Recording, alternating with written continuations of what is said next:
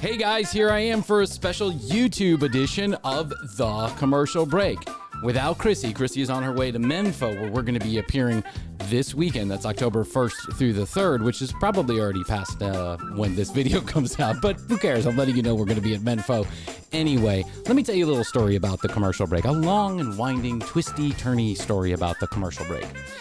Back when we first started the show, I was trying just about everything to get the word out about the show.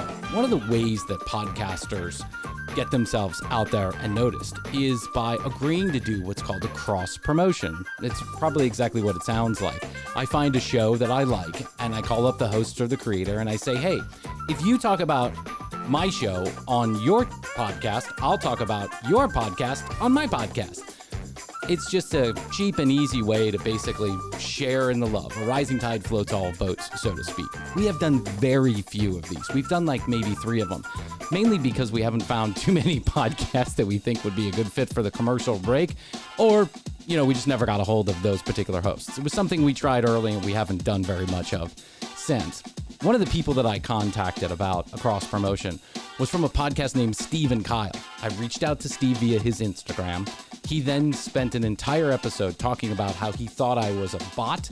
And when he looked into our show, he thought that Krissy and I were clearly sleeping together and that good-looking people always have better podcasts because they're good-looking. It was a really funny episode, actually, and we took it as intended. It was just them having a good-natured rib about somebody who had contacted him blindly about a cross-promotion. Now, we had agreed to do a cross-promotion, but many months later, we had still not gotten down to it. Missed emails, communications, people got sick, people took time off. You get the point. Basically, we didn't get to it. Until earlier this year, when some of the Steve and Kyle podcast family, some of their listeners, decided to give us a good rib about the fact that this had never happened either. We started getting comments on our YouTube page and our Instagram. We actually had someone leave us a review about the Steve and Kyle podcast, which I thought was kind of funny. And Steve and I started up the conversation again. Now, again, we haven't done a lot of cross promotions since the very beginning of the show because I just found that it wasn't a great fit for our show. So Steve and I came up with an idea that we thought was interesting. Why don't the 4 of us sit down and just have a conversation? Not specifically the Steve and Kyle show, not specifically The Commercial Break, but we'll have this conversation and then we can use the content inside of our own podcasts the way that we see fit.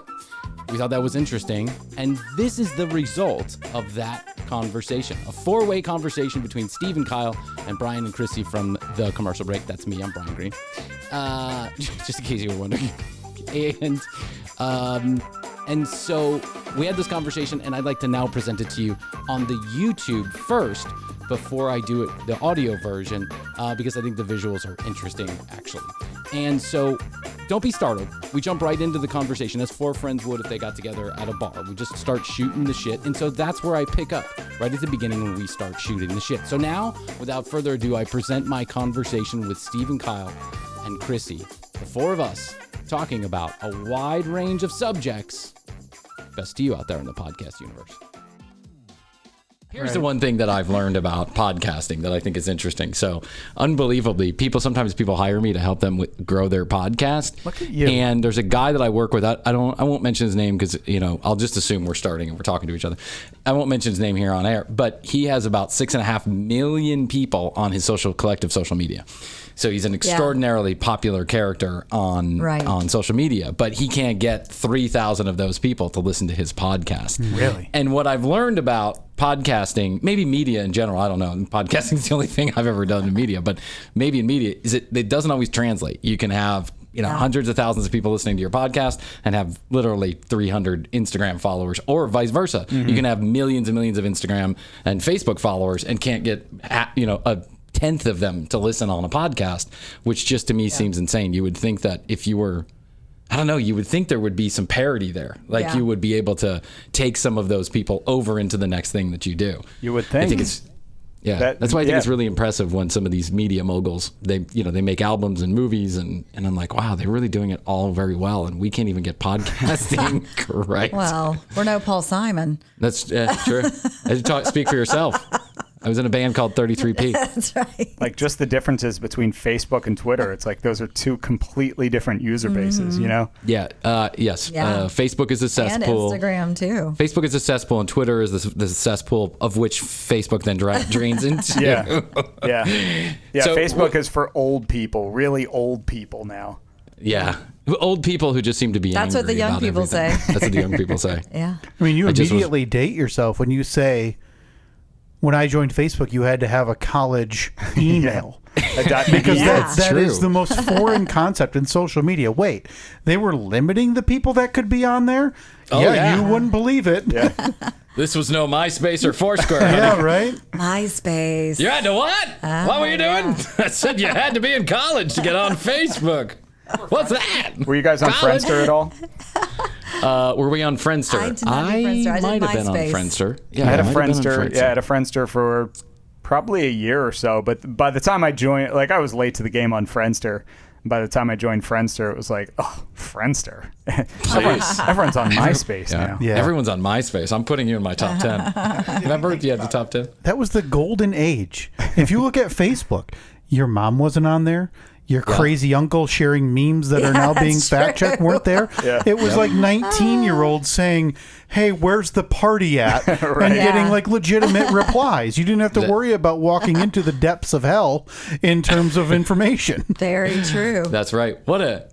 How how Zuckerberg, I mean, I realize that he has no self-awareness whatsoever, but how, if he ever paid attention to himself, how he must look back on his life and realize that clearly the downfall of civilization lies directly at his feet in some small or large way, depending on who writes the history book. Yeah, he's But, responsible.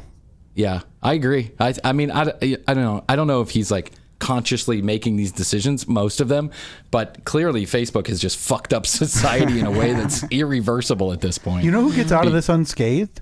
Who? Tom. Oh, yeah, Tom from MySpace. Tom with the Yeah, white Tom didn't do T-shirt. anything. Tom right on the, just right had on the that- blackboard. Tom. Yeah, had that side profile, and he made a popular site. They didn't, and I'm sure MySpace had its problems that I was too young or dumb enough to care about in terms of, hey, they were loaded with white supremacists. Oh, sorry, I didn't know. I was changing my 7th and 8th friends because I was mad at little Tommy for being mean to me that day. But yeah, Tom made his money.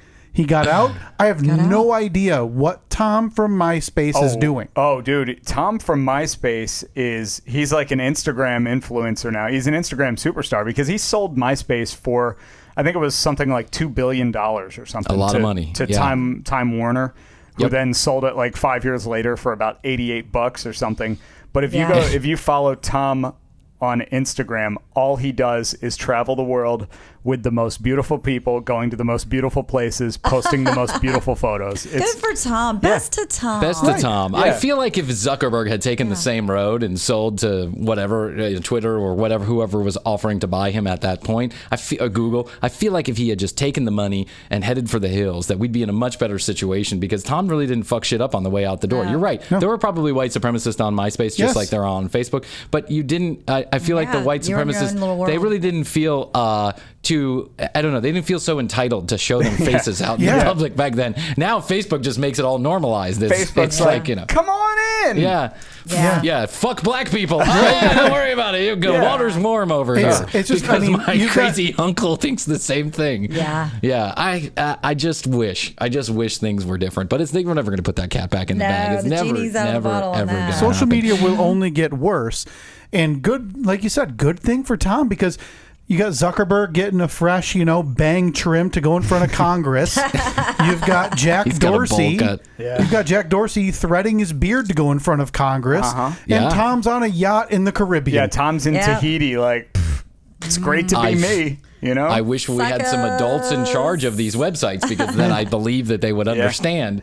I think when we don't get into politics on our show because quite frankly I think the subject is boring. Everybody does it, and who cares? Who gives a shit? I don't know enough about Nobody's it. coming to us. Nobody's coming to us to say, I wonder what Kyle thinks about Joe Biden. Wow, Bryan really has some great political points of view. My political points of view are just as opinionated as everybody else's, so I don't get it. But like Trump or don't like Trump, I feel like we heard the words, I wish there was an adult in the room a lot when Trump was in charge, right? And I related to that sentiment.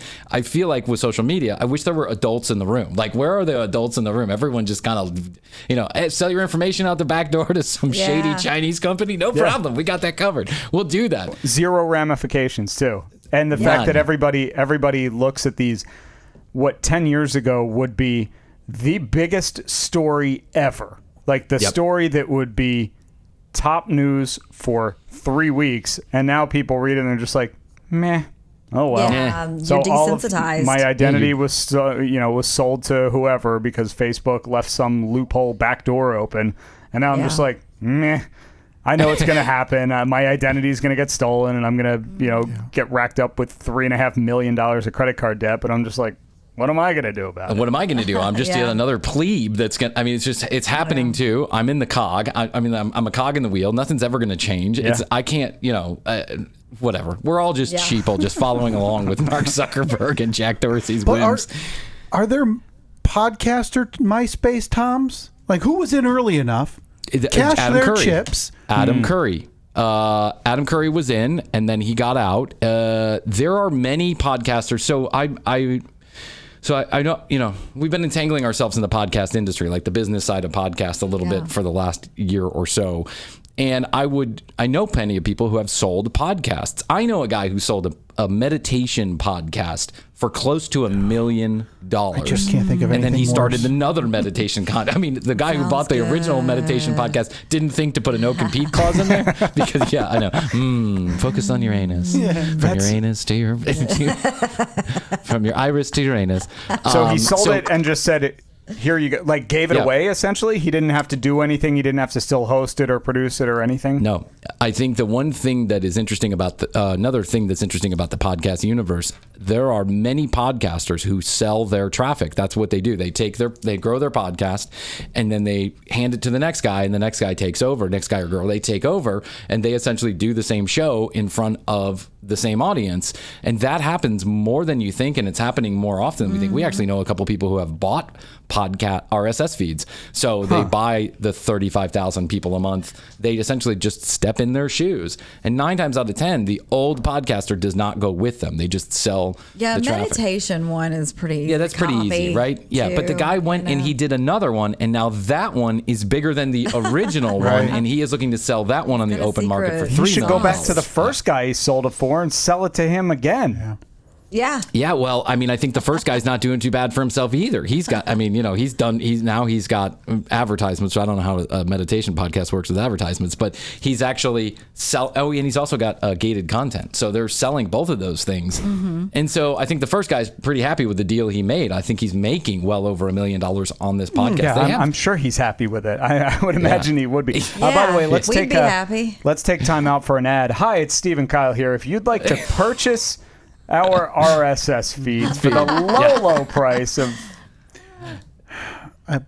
you put me on the spot here because $50,000. I don't know. Is that fair? I feel like honesty. We get like 100 downloads every 6 months. Yeah, honesty is key here, Steve. So if you really want to maximize that rural 2-lane traffic that Bryan just mentioned, we are the market for you. Do you want to be bothered by a Jake brake on an express or on a country road once every few weeks and get upset? That's our traffic. That's us. Okay, that's our sweet spot. Well, listen, you're Van Wert's hometown #1 hometown podcast. Yeah. The backstory behind that is we wanted to raise money so we could have one billboard. That was our goal. We wanted to go with the most outdated form of advertising, the rural road billboard. Yeah, it was in between this and a bus bench. So we literally put a map of the United States up on the wall. I threw a dart at it, and it hit the town of Van Wert, Ohio. And we said, nice. And from that point, the quest was on. We got in touch with an outdoor marketing company there. We spoke to a man. We said, we want one billboard. We want it to be up for 1 month. And I think it was $565. Wow. So we raised the money. We had an artist friend of ours claim or deem that we were Van Wert's #1 hometown podcast. You probably are Van Wert's awesome. #1 hometown podcast. And we had that printed and it was up on a billboard for a month, and we still have, when they took it down, because it wasn't a digital board, it was the actual old school, God, like print. Yeah. And it's I think 11 feet tall by 24 feet wide. Yeah, 11 by Holy 22. shit. And we said to them, when you take it down, we want the artwork. And they were like, what do you mean? We're like, we want that saved. So we made them peel it down carefully, pack it in a box, and send it to us. And we have it sitting in a box in the other room. So eventually, it's called It's called the thing my wife hates most. oh yeah, absolutely. Yes. So when we, because the room behind us eventually is going to be our new studio, and we plan on cutting out each of our heads and kind of wallpapering them to the wall, because each head is like 7 or 8 feet tall. It'll fit perfectly on the wall. So I'll tell you a funny story. So when we first By the way, is started this the podcast? Did we start? Are we going? Yeah, we're going because we're just, I think the idea here is, and we can cut this part out, but I thought the idea here is that we do like 30, 40 minutes of content, and then we can insert that into our own podcast in the way in which we see fit. So I can imagine where I would be like, we had an opportunity to talk to Van Wert's number one Homes Out podcast with Steve and Kyle, and then we can just go to the conversation. We like, we're kind of, if you've listened to the show, it's kind of a quick edit, quick cut type show, like where I'll just randomly start somewhere. But when I first started the commercial break, we both have a marketing background. So I said, well, I'm not going to grow the show with my Facebook friends because they don't give a shit. The first rule of podcasting is your Facebook friends don't give a shit. They don't care about your fucking podcast. They will lie to you and tell you that they love it and they hate it because they never listen to it. They hate your voice in the first place. Or they'll do that thing where they say, "Oh, I haven't listened in a little while. I gotta catch up on some old episodes." But I really love that. Remember that one episode where you were talking? I love that episode. That episode was great, right? Yeah, but it's always preceded by that out of breath, like. So we get that a lot. We got that a lot at first, and understandably, the show wasn't all that good at first, like most shows. It's still not all that great. I'm not sure we have the bar raised all that much. But because of our marketing background, I said, listen, I know that if we want to be heard, we have to be found. Like, we can't see a podcast. No one's going to find us. It doesn't matter. So I was like, well, let's go invest in the podcast and spend some money to find our audience. And I actually went to a company called Blip that sells extra digital billboard I remember you telling me and I went and I placed billboards all like in Los Angeles on Rodeo Drive and all this other stuff. The funny thing is we actually did get some traffic from that, but it was so fucking expensive. It was ridiculous. It was like we were probably paying $500 for it. So we're getting a billboard in LA. I was like, okay. Those can't be cheap. Rodeo Drive. Yeah, your sites were set a little differently than ours because I looked at Blip, but honestly, we thought for the money we had raised, it was too cheap. Because again, we were looking at billboard locations, and we would pull them up on Google Maps, and we would make sure that within earshot there was a farm, some type of wildlife, a general store. I didn't want a strip mall or a busy road. No. Anything over 2 lanes or 2 lanes in a turn lane, and we were out because our price point was simply not going to line up there. Yeah, we're not big city kids here. Well, you just went for the big dog and attacked Los Angeles. Well, I attacked Los Angeles with $15, so you buy impressions. How they even guess this shit, I don't even know. They have a counter out front. I'm not sure. But because it's digital, it's just easy for them to place in there. So I was on Rodeo Drive. We're talking like 3:30 in the morning for 26 seconds. And I was like, this is huge. It stays up for 26 seconds? I don't even know what it was. I'm just saying that they count impressions. I don't even know how they count that. Per minute. They give you a certain portion. Yeah, they give you like minute. something. I don't know. Blip says you get the guesstimating these many impressions. But the truth is that, and you could on the Blip website, you can tell when the ads are running or when they ran. They give you a report. And I mean, we pressed Los Angeles, and it wasn't really Rodeo Drive came up once. It was like we got 4 impressions on Rodeo Drive, but 4 people drove by. Mostly we were in South Central Los Angeles, where clearly our audience. That market is hot for podcasting. Those guys, they look like me. I can relate to those guys. If I saw your 2 pictures on a billboard in South Central LA, I'm pulling the car over to download that podcast immediately. You might be. Yeah, People the might be demographics are there. I think you're nailing everything you need right there. That's right. That billboard was known as target practice. Right. To take us down because they were like, we're getting bullet holes in it. You guys met on radio also, didn't you? Yeah, we actually, because I work for a radio show. I've been on the show for 12 years, and Kyle was one of my first intern, or like one of the first intern classes that I had once I started there, like 11 years ago, probably. Yeah, it was 2010. So January 2010, he was my boss for about 6 months, and I parlayed that into the lucrative career of part-time radio work for the next 5 to 6 years before I realized that, man, if there's a media that's going after newspapers, that's the one. Yeah. That's it. Yeah. We were there. We saw we it. worked in Yeah, radio we too. know it, and we know how hard all those old codgers fought. I worked for Clear. We worked for Clear Channel on the business side. We actually just told the story on another episode, but I worked for Clear Channel on the business side. And I was in charge. I worked for Clear Channel. You were in charge of people. I was in charge of people. They made the ridiculous choice of putting me in charge. So we worked for Clear Channel, which had iHeartRadio at the time, just come out. Yep. And streaming was just being sold as an actual platform. They were bundling it in. They were bundling it in. They were saying if you buy 12 spots on air, you can get 12 streaming or 200 streaming spots for $1. Like added value. Added value. Yep. You would not believe the pushback we got from anybody that was over 40 years old in the sales office. They, here in Atlanta in this cluster, they were like, internet, it's a fad. Fuck that. Assistants they were giving their contracts to, and they did not even want to think about selling something. They had new. no idea what the internet was. They didn't want to sell it. They because clearly radio. But we would get these stories from these old hoots. They were like, they would be like, you wouldn't believe it. Back in the 80s, I would sit here and the fax machine would just come in with $50,000 orders, and I would just literally put them in the in the computer, not in the computer. Yeah. I'd put them in the book and I'd run them over, and I'd make $400,000 a year just because of fax machines. Yeah. And I was like, but don't you think that maybe the internet is the way to go? Internet will never take over radio. No, never. No chance. No chance. Are you working for Clear Channel? Is that who owns your station? I'm not. No, I do not work for Clear Channel. But yeah, it's funny because the position that I'm in, it's a talk show, so I'm not worried as much as I am about the rest of the industry. I think that radio as a whole for music stations, it's in a little bit of trouble because there are a million other options all on your phone right now. I feel secure because what we do is it's original content, and there's always going to be a need for original content, whether it's on the radio or on TV or streaming on the internet or a podcast or whatever. So I'm not worried. I'm not super worried about it.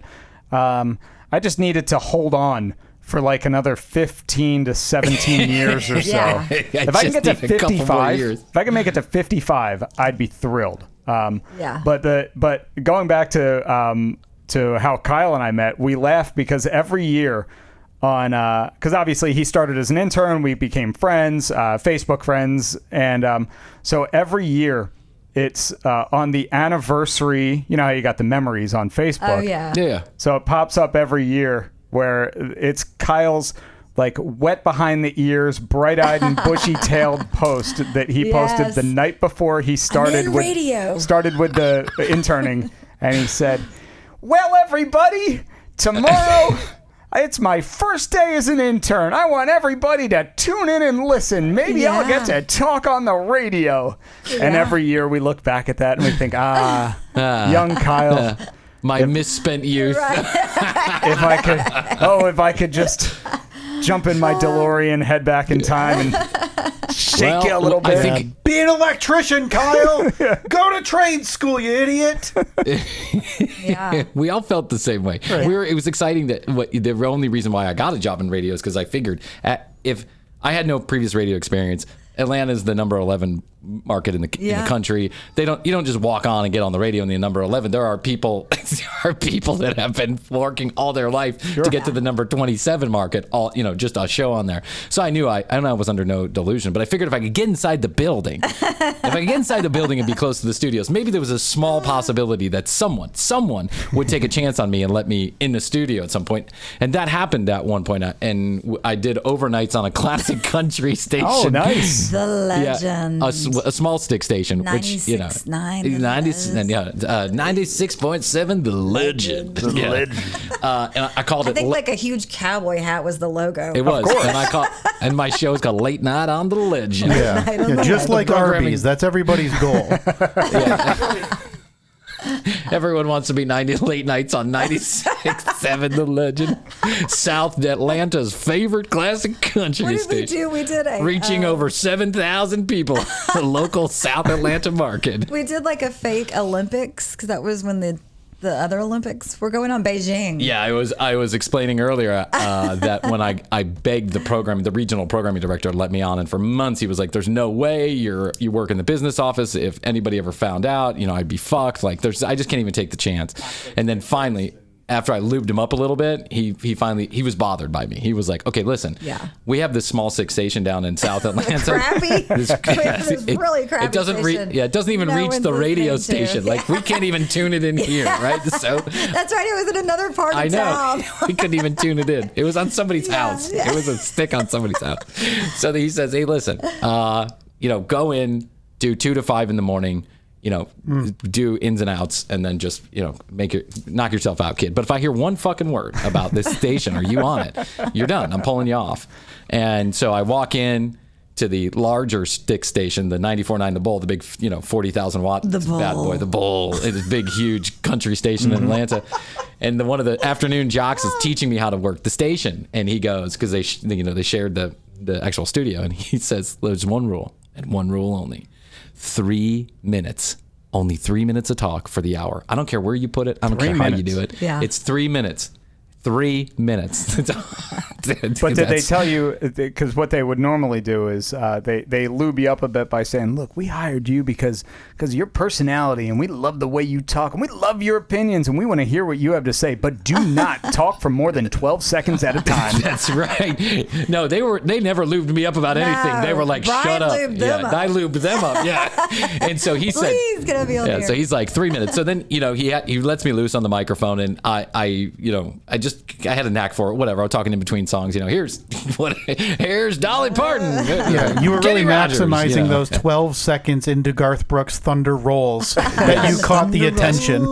I was hitting the mark. I was doing okay. I gave the weather. In that 12 seconds, you have to ID in, ID out, give the weather, and talk about the charity pancake breakfast the next day. 96.7 The Legend is giving away free Waffle House to the first 3 people that walk inside tomorrow morning at 6 a.m. 96.7 The Legend. Okay, so the guy says 3 minutes. 3 minutes, right? That's his one rule. 3 minutes an hour. Blah blah blah. And I have a 4-hour block, like 2 to 6 or whatever, 1 to 5. And you diligently stuck to that. I stuck to it for at least 2 weeks. Until then, I was doing 40 minutes an hour. I was basically only leaving the commercials in, bumping all the music. And I did this for months. And I brought other people in. Krissy came in. We would do bits. We would do segments and all this stuff. Until one of my friends, one of the guys on the show, I eventually got a sidekick too. He's good. And then he made a joke about Sarah Palin during the election season. Oh, that's what did it, I bet, right? That's what did it, man. I'll tell you what. We got done recording at like 9 o'clock at night. So I would go after my office job. We'd spend 3 hours in the studio, and then we'd go have a beer somewhere. And so we got done at 9 o'clock at night. I think at that time we'd also started bumping the show up because I was like, no one's listening at 1 o'clock in the morning. Let's just start it at 10 o'clock at night because there was no one live on the station except in the morning. Right, no, and they were all automated. Yeah, they were all being pumped out of Nashville. Yeah. It was like, whatever, Ryan Seacrest Country Hour or whatever it was. And so I eventually started pushing the show up, and it started, and then I had to go running right after we got out of the studio. So at 9:05, the 3 hours of talk would start. So we went for a beer, and my phone lit the fuck up. It was like, what the fuck? What are you doing? My phone's ringing. It's the program director. You're off the air. her. Go. I want you to go up to the studio and erase everything that you've done. What the fuck are you doing? And I was like, oh, shit. Well, they let me back on a week later.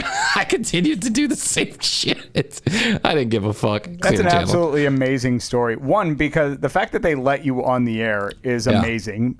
Two, the fact that you are good enough to be on the air after, like, typically you go into the... Now, look, I work with many lovely people on the sales side and the business side of the office, but you walk in, they're not the most, like, dynamic affable, and savvy and conversational type people that they could do a radio show. So the fact that you not only did it, were confident enough in your own work that you bumped yourself up by a couple hours and deleted all the music. That's one of the most incredible radio stories I've ever heard. Yeah, you're pretty close to being able to put on your resume somewhere that you were damn near a drive time radio show host. Yes, right. very close. I don't know where I'd send it, but now I'm the, now I'm the top podcaster in all of North Atlanta. Yeah, look at you. You've parlayed that into talking to us. I've parlayed that into podcast gold. I'm pretty sure I'm the highest paid podcaster on this side of my street. Yeah. I'm making $2.15 an hour. Mm-hmm. So how long have you guys been podcasting? When is this? How long has the Steve and Kyle show been going on? 5 years. 5 years. Yeah, wow, that's 5 a years.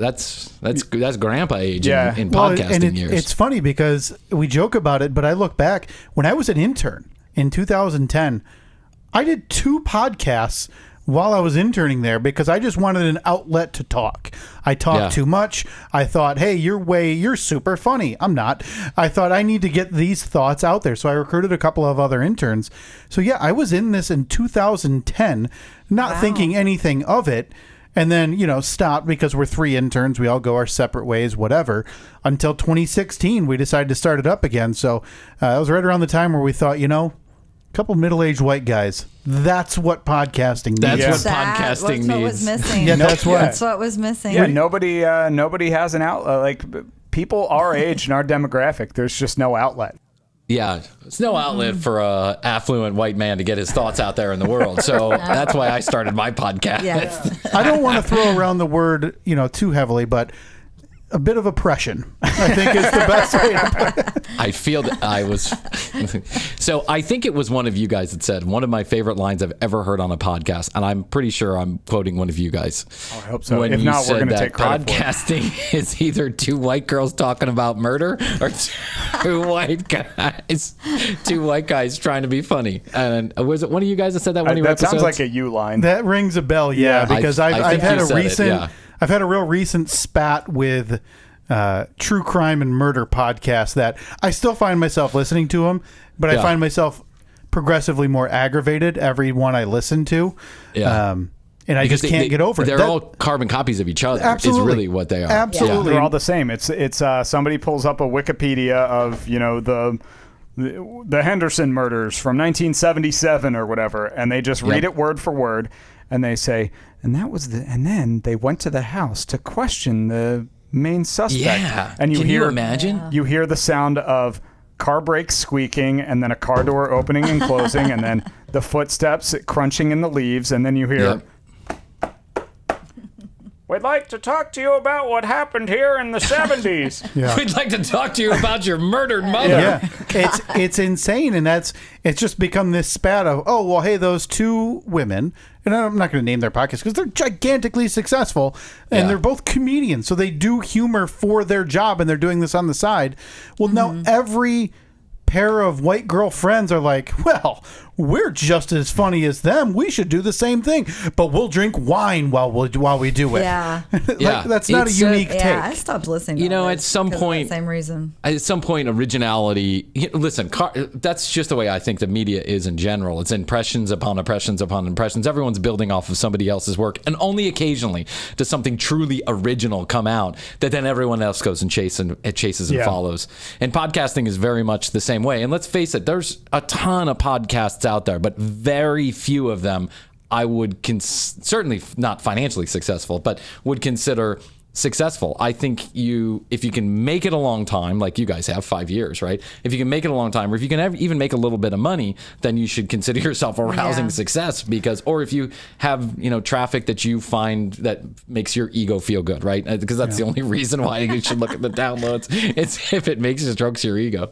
Yeah, we got one of them. We've survived a long time. The whole money aspect of it. Actually, we have $100 sitting here. That's this right. is the first time we have ever made money off of this podcast, and it was because we sold an old piece of equipment on eBay or on Marketplace. I heard your episode where you were talking about that. Yeah. Did the you- guy have you come got- over? Have you guys never done spots on your show? No, we've done nothing but bleed cash for 5 years. That's what we've done. We've had hear ya. emails because we've never done anything formally. So what we've done is when we've mentioned it, we've had a few listeners who run businesses and stuff reach out, and then we promptly never reply because we're terrible Smart, good terrible move. business Yeah. people. Yeah. I at like this your side style. of Keep them things. wanting more. Yeah. And Keep so them we're just going to wanting keep them more. I think the 6-year anniversary is where we're going to start replying and really and start really nailing down those rates, you know? Yeah. So no, we've talked about it.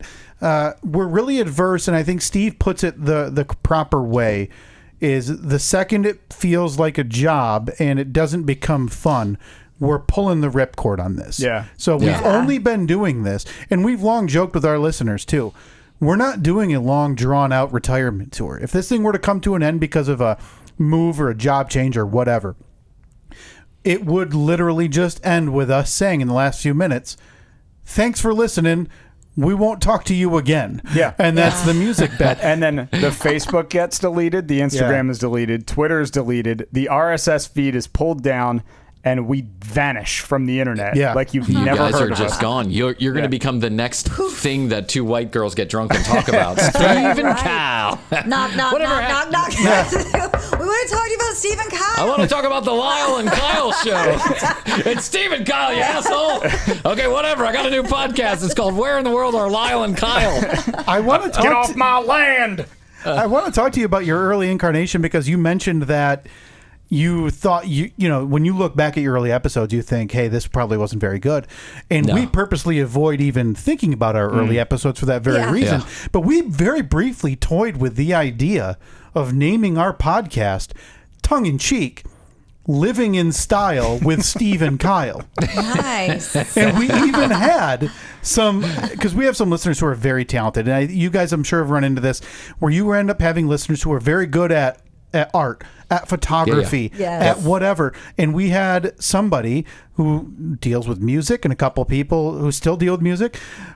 They made us up some introduction music and some segment introduction music. The one thing that would have sunk this podcast in year one is naming it Living in Style with Steve and Kyle. Probably. The reason why I named the commercial break is because I work in the commercial real estate industry, and my first iteration of this podcast, just in an effort to get behind a microphone and do something, which is what I had a passion for, was to talk about the commercial real estate industry. But I found that most of my clients who were building big condo towers didn't want, and it was also very boring. Like, I want to talk about commercial real estate 12 hours a day. Plus, you can imagine guys like Donald Trump, being talked about on air and all their business dealings. Sure. I imagine myself getting shot and having cement boots somewhere, Bryan with his stupid. But when I went to I decided to do the comedy chatcast with Krissy. I was like, well, I guess the commercial break works because I Still couldn't. works. Yeah, Yeah. Krissy and Hoadley. You know what's really Bryan and funny is if you're unceremoniously murdered now, you have an outside Yes. chance of making like kind of the outer realm of a news cycle. But Yes. had you kept with commercial real estate podcast, Yes. that's not even making page 12. Not even making anything. Yeah, and I think the only reason why I would make the outside news circle is people celebrating death of shitty podcaster. No longer on my RSS feed. We got another But I one do- gone, boys. Job well done. His middling podcast was definitely middling. I do have to say, you guys have some activated listeners, though, because they reach out to us and tell us it's time to get on the Steve and Kyle show. Well, that's Yeah. because we fear confrontation, Kyle and I. So, Yeah, so you send your listeners out to do it? so we send them out to do our bidding. Yeah. We say, go, I think go we actually follow have an them. Apple review that was like, I liked this show until they wouldn't go on Steve and Kyle's program, and they gave us 1 star. Oh, no. And I was like, Oh, go back. Yeah. Okay, whoever it was that did that, go back and change that. That's that. You know what? No. You live with the choices you make, Steve, and Bryan and Krissy will now rue the day. That's that true. This we did. We were didn't like, well, really shit, gotta ghost call us. Steve and Kyle back. But I will never forget. I will never We soon had the forget. interaction with you guys early on, though, right? Yeah, well, I sent him because we an were trying to Instagram. target when we first started out. We were like, target let's do some people cross promos around our. Yeah, we were looking for similar shows to do Yes. some cross promos with, right? And Comedy so this is like around- we're talking about like a year and a half ago now. This Yeah. was back And in, well, I remember it was, I thought May it was or like June of last October. Yeah. Actually, no, because originally it was probably in July or August or something. And then we kind of exchanged messages and then, Then everything kind of went sideways, and then we came back together at the beginning of the year, but then we still couldn't get on the same page until the last month. So I sent an Instagram to him, like a DM, like, Yes, hey, I've that's listened to the right. show, which I did. I you listened to a slid number into of my episodes. I DMs, thought it was by the funny. way. You totally slid And- into my DMs. What, and he didn't, and no, he never responded until then. He responded one day and he said, hey, listen to the episode that we just put together. Right. And I listened to the episode, and the entire episode is about you and me. They're literally going through the podcast. And I'll never forget this line. Kyle goes, well, they're good looking. Yep. Good fucking looking people. They've They're definitely gonna have gotten together before. They've definitely hooked up. Yeah. Well, look, I mean, it's obvious to us. It's obvious to the listeners. We're just saying what the listeners are thinking. We're like the Ross and Rachel of podcasts. Do they? Don't they? Will they? You know Won't what they? you know what the magic of it is, though, and what I've really enjoyed that we've become over 5 years is early on, and I don't know how similar you guys are in terms of game planning. Early on, we'd kind of have a few bullet points that we wanted to get to and know, hey, we want to talk about this. Never really a news story because we don't want to make anything super topical. Because if somebody starts this in 2023, they're not going to care about the hot news story of August 2021. So we've taken to no planning. Yeah. Yet we get a DM, or he gets a DM on his personal Instagram from you, Bryan. And we got about an episode worth out of it. So thank you. Yeah, appreciate the show prep. Yeah, we do the same thing in some circumstances. Like I do quite a bit of show prep just simply because the show has become one of two things.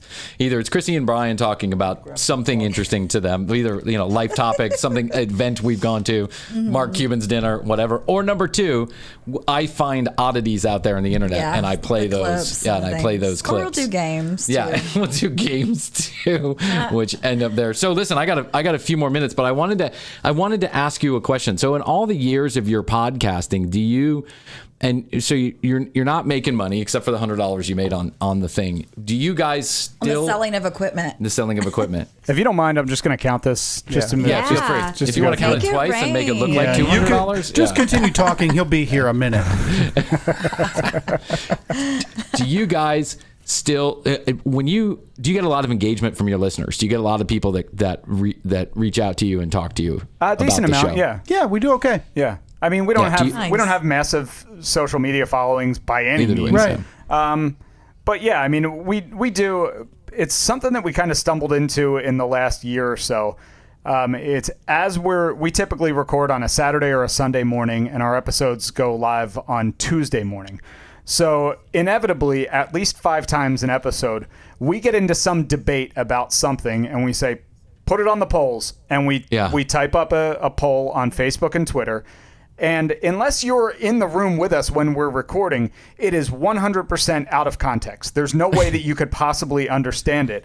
And we still get, before the episode even goes live, we have 50 to 100 votes on it, on something that's gibberish. Nice. Like Yeah. we could post something like, peanut butter or rocks, and we'll have 100 votes with people passionately arguing peanut butter or rocks. Yeah, more disturbing is that we'll get votes for rocks there. Yeah. Here's how I imagine a poll going on the Steve and Kyle show. Ready? Steve and Kyle are talking about how he just bought a chicken, and the chicken is laying eggs, and Steve goes, well, do you pay the chicken for the eggs? And Kyle goes, I don't pay the fucking chicken for the eggs. Why? And he goes, you're fucking the chicken, man. You are fucking the chicken. The chicken is getting fucked. And then they put out a poll. It says, do you fuck chickens? And it's like, I do fuck chickens. Yes, I do. Yep, you got it. That's the think lab back here. Yeah. This is where we come up with all the lab. The great think tank. ideas. The consortium. The brain. The brains the of the nerve operation. center. The nerve center. We did a show. If there's many roads, they all lead to fucking chickens. I couldn't agree more.